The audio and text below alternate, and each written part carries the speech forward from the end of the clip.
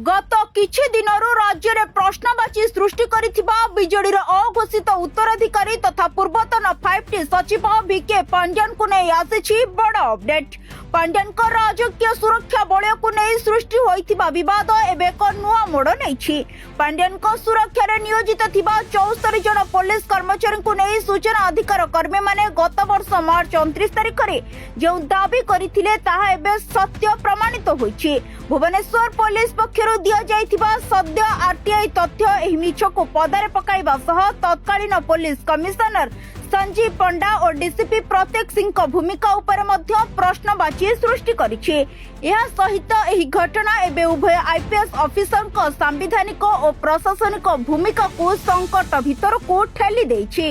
प्रकृतरे Bhubaneswar UPD reserve police office पक्षरु सूचना अधिकार आईन बलरे सूचना कर्मी प्रकाश चंद्र दास को नवेम्बर 29 तारिख में प्रदान कर तथ्य जना पड़ी जे वीके पांड्यान को बासभवन और से गस्त बेले सुरक्षा पाई बहु परिमाणर पुलिस फोर्स मुतयन कर सद्य तथ्य अनुजाई पांड्यान को सुरक्षा पाई 2 जन पीएसओ हाउस गार्ड भाव में जड़े हविलदार 4 जन आर्म्ड पुलिस बासभवन में शिफ्ट आधार में गोटे सेक्शन फोर्स गस्त बेले 1 ରୁ 4टी एस्कॉर्ट गाड़ी एवं 4 जन महिला पुलिस कर्मी नियोजित थिले बोली कुआ जाइछे। तेबे पूर्वर 2024 मार्च 11 तारिख रे Bhubaneswar UPD reserve police office पक्षरु सूचना अधिकार आईन बलरे जो तथ्य दिया जाइथिला सेथिरे पांड्यान को सुरक्षा रे तांको बासभवन रे 2 जन एसआई 11 जन हविलदार 53 जन सिपाही कनेस्टेबल एवं 4 जन महिला कनेस्टेबल को समेत तांको गाड़ी दायित्व रे जने हविलदार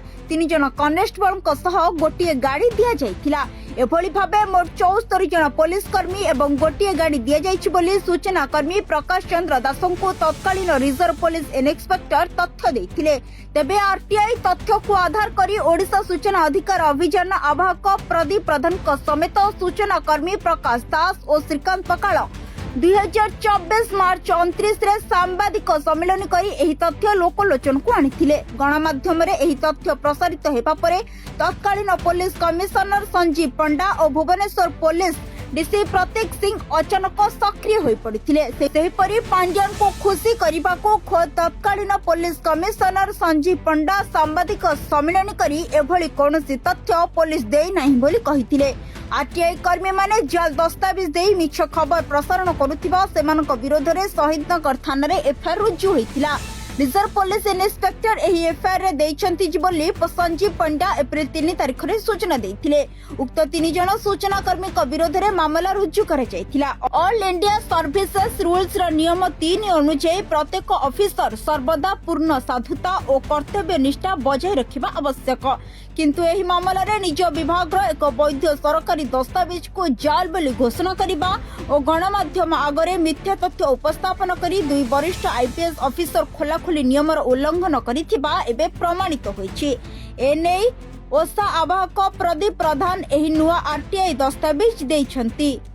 ब्यूरो रिपोर्ट सरकार न्यूज।